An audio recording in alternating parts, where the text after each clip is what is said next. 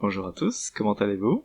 Ceci est la 8e partie de notre projet, et pour quelques semaines, nous allons aborder les matériaux. On en a eu un aperçu dans la série sur les bases de Blender. On peut trouver les matériaux dans l'onglet Material Properties du panneau des propriétés. Et la dernière fois, nous avions vu les paramètres Base Color, Metallic et Roughness.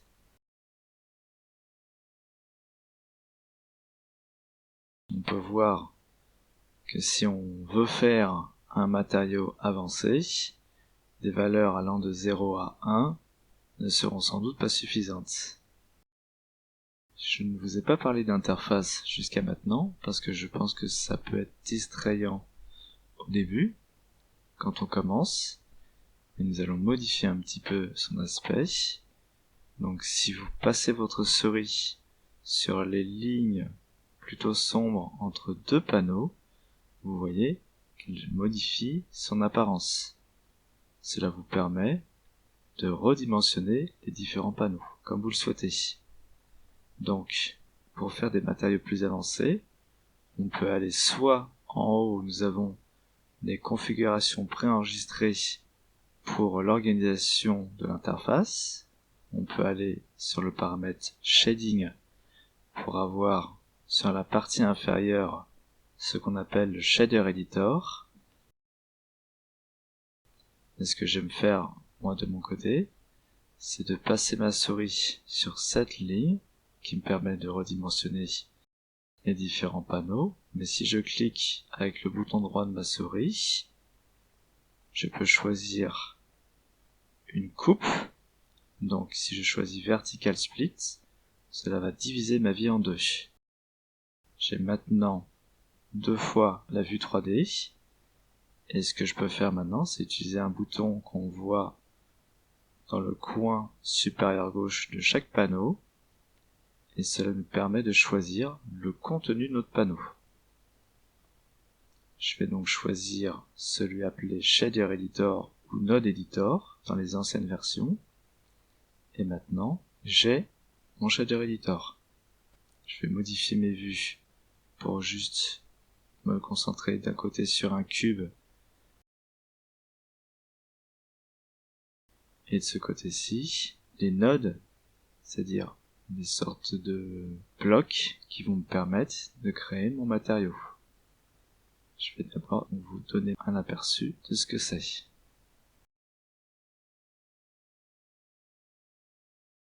Pour moi, ceci représente une vue simplifiée de la manière dont les nodes fonctionnent. Attention, cela n'est en rien lié à la manière dont les nodes fonctionnent dans Blender, mais c'est la manière dont je les divise pour que ce soit simplifié. La première, que je vais appeler Coordinate, va déterminer où sont affichés le résultat de notre matériel qui est essentiellement 2D sur notre objet 3D.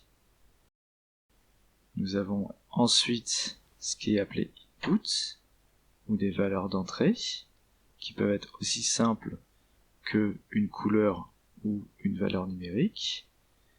Et nous avons aussi les textures, qui peuvent être soit procédurales, ou soit basées sur une image. Ensuite, nous avons les convertisseurs, ou converters, qui vont utiliser une ou plusieurs entrées, et avoir en sortie une valeur différente. Ensuite, nous avons les shaders, qui vont déterminer le comportement des lumières, et donc de l'objet, basé sur les nodes qui arrivent en entrée, et qui va donc avoir en sortie le résultat. Et enfin, nous avons la catégorie Output, ou sortie, qui, elle, va afficher dans la 3D vue le résultat de notre matériel.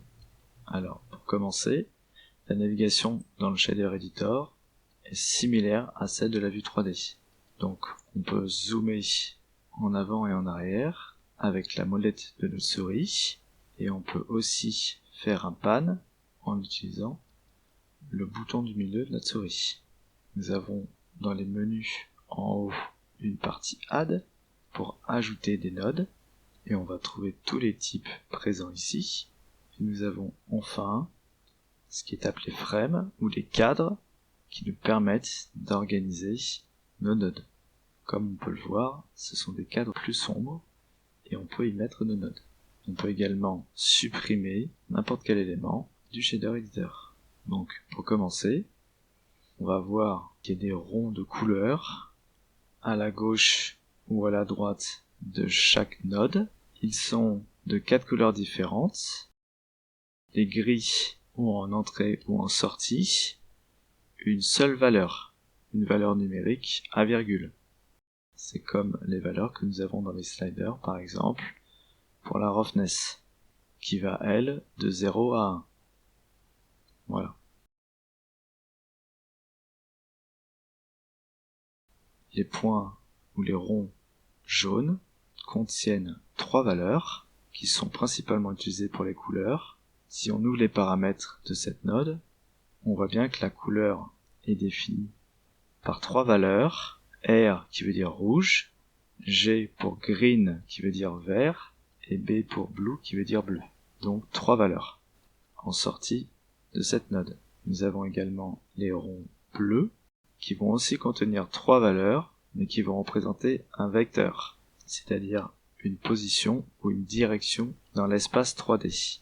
Elles sont exprimées, contrairement aux couleurs qui le sont RGB, elles sont exprimées avec les axes X, Y et Z, les mêmes axes que nous avons dans la vue 3D. Et bien sûr, le dernier, ce sont les ronds verts, qui sont à la sortie appelée BSDF, qui veut dire Bidirectional Scattering Distribution Function, donc une formule mathématique qui va calculer comment se dispersent les rayons de lumière sur une surface. Et la plupart du temps, on connecte des sorties jaunes à des entrées jaunes, et de même pour les autres couleurs. Bien sûr, avec des exceptions, comme toujours. Et je vais essayer de vous les présenter petit à petit au cours des vidéos qui suivent. Donc, pour commencer, je vais utiliser ce plan qui va montrer le résultat de notre shader editor. Pour pouvoir voir ce dernier sur le plan, la chose la plus importante à avoir, c'est la partie outputs connectée à quelque chose. Donc je vais connecter le shader à l'entrée surface, qui veut dire que le résultat va être affiché à la surface de l'objet. Et dans la vue 3D, je dois m'assurer que nous sommes en mode d'affichage Material Preview pour voir le résultat du matériau. Et maintenant, si je modifie la couleur de ce matériau, on voit bien le résultat dans la vue 3D. Pour modifier donc les valeurs du shader, on peut utiliser un élément de la catégorie Inputs. Pour les connecter, maintenez le bouton gauche de votre souris appuyé sur un rond de sortie et déplacez votre souris jusqu'à le point d'entrée voulu. Et ensuite relâchez. Maintenant, cette valeur est contrôlée par cette node. On le voit bien en changeant la couleur et même son intensité.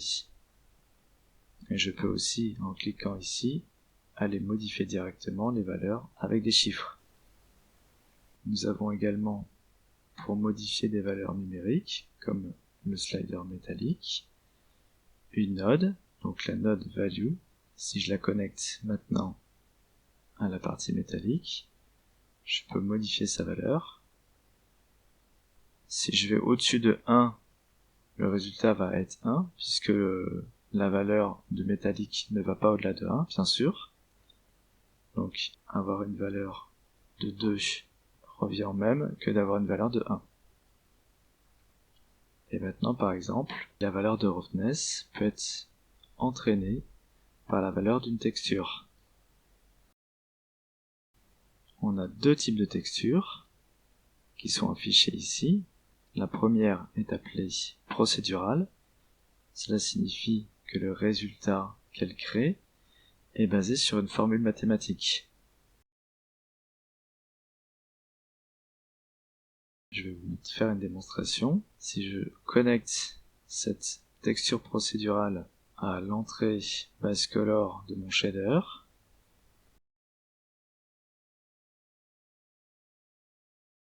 voilà ce que nous avons affiché. Il est préférable de toujours utiliser des coordonnées en entrée d'une texture pour savoir à quel endroit sur l'objet 3D celle-ci est réellement affichée.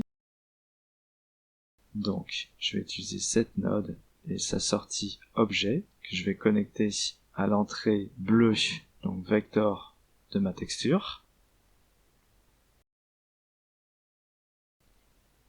Maintenant, la différence entre les deux, et voilà le résultat. Cette texture procédurale et cette texture qui est basée sur une image, elle a comme en tête Musgrave Image parce que c'est le nom que je lui ai donné ci-dessous. Okay, c'est que puisque la première est définie par une formule mathématique, si je zoome vraiment près, on voit bien qu'on n'a pas de perte de détail. La courbe est toujours lisse. Maintenant, si je veux utiliser une image à la place, on va se rendre compte qu'elle ressemble à ce que nous avions avant, puisqu'elle est basée sur la texture procédurale. Mais si on zoome près, on se rend compte que la courbe n'est pas lisse, parce qu'elle est limitée par la résolution de l'image originale. Ceci n'est pas une formule mathématique, c'est une image, donc elle est composée de pixels, et donc en zoomant dessus, on va se rendre compte d'une perte de qualité en quelque sorte. Pour cette raison, je vais vous montrer pour l'instant que l'utilisation de textures procédurales.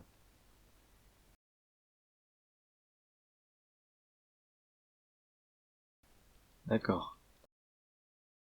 Maintenant, je vais connecter, comme tout à l'heure, la couleur au shader, la valeur sur l'entrée métallique, et maintenant la texture sur l'entrée roughness. Cela signifie que cette dernière va maintenant avoir des valeurs différentes basées sur la texture d'entrée. Si on regarde ici, nous avons des auréoles qui proviennent de la texture Musgrave. Et de ce côté, nous avons quelque chose de très réfléchissant, presque comme un miroir, et de l'autre, pas du tout. Si vous vous souvenez, dans les leçons de base, nous avions vu que ce qui est réfléchissant a une valeur de 0, et ce qui est moins a une valeur proche de 1. Quelque chose d'intéressant à savoir aussi, c'est que les couleurs, comme les vecteurs, peuvent être représentés par des valeurs. Si on regarde les paramètres de cette couleur, nous avons sa composante R rouge est aussi une valeur qui va de 0 jusqu'à 1.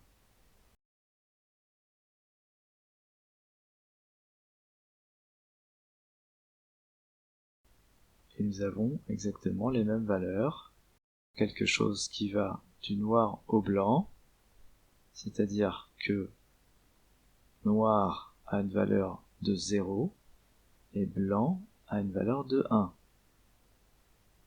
Donc, cette texture, si on la regarde encore,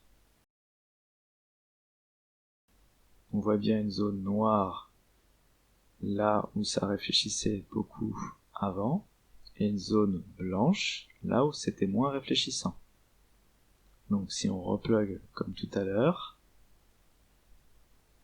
et que je remets les valeurs comme c'était, nous voyons de nouveau que la partie droite est réfléchissante et la partie gauche beaucoup moins. Ensuite, nous avons les convertisseurs. Si je prends cette couleur et que je la connecte à ce convertisseur, le résultat que nous allons obtenir, si je la connecte à mon shader, on se rend bien compte qu'elle est différente de la couleur d'entrée, qui qui est une sorte d'orange saumon. Si maintenant je la mixe avec ce blanc gris, avec une valeur de mélange de 0,5 au milieu, voilà ce que nous obtenons. Si je change le facteur à 1, nous devrions avoir une couleur blanche, donc avec une réflexion en moins, on verra bien que c'est vraiment blanc, et le facteur à 0 nous donnera la couleur originale. Ça nous permet de vraiment mélanger deux couleurs. Une couleur orangée avec un bleu mélangé moitié-moitié donnera une sorte de rose violet. Et on peut aller de l'une à l'autre comme on le souhaite. Nous avons la même chose avec les valeurs. Si je pars d'une valeur de 0, que je la connecte à cette node add qui veut dire ajouter, que je choisis donc en partant d'une valeur de 0, je lui ajoute maintenant 1, le résultat sera 1. Légué à la partie métallique, on se rend compte que l'objet maintenant se comporte comme un objet métallique. Et on le voit mieux avec une roughness moins élevée. Voilà. Et si on ajoute par exemple 0, on se rend bien compte que la valeur finale est 0 et l'objet a l'air beaucoup moins métallique. Le dernier convertisseur que je souhaitais vous montrer, il s'appelle ColorRamp. Alors, ces paramètres par défaut sont plus comme ça d'habitude.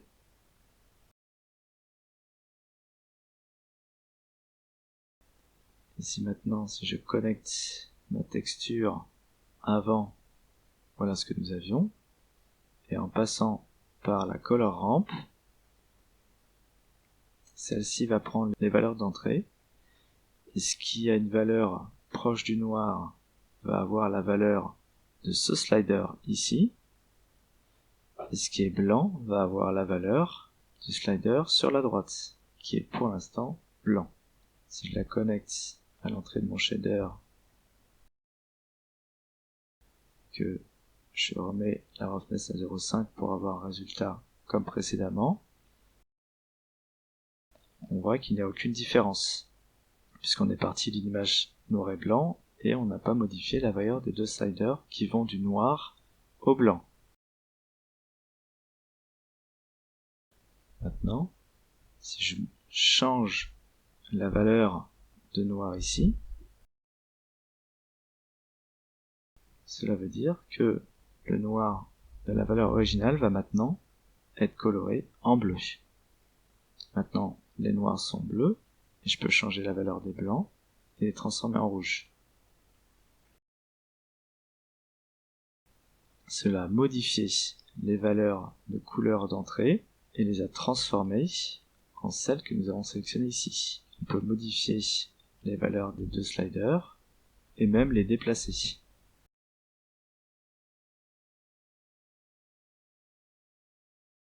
Ainsi, si on regarde la zone entre les deux valeurs, toutes les valeurs de l'image originale, de noir jusqu'au gris, vont maintenant être bleues. C'est pour ça qu'on a l'impression que le bleu mange un petit peu la zone rouge sur l'image originale, parce que le bleu remplace les valeurs de gris qui étaient entre les deux, et donc on a l'impression qu'il y a plus de bleu dans l'image.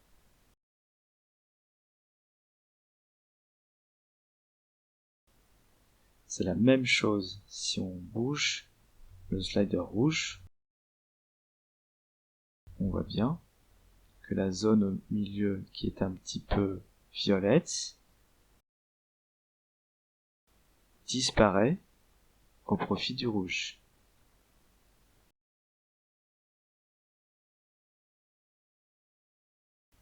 On peut également ajouter un slider avec ce bouton, en modifier sa couleur, par exemple vert, et maintenant les zones qui étaient avant grises dans notre image sont maintenant vertes, avec les dégradés qui vont du bleu au vert et du vert au rouge.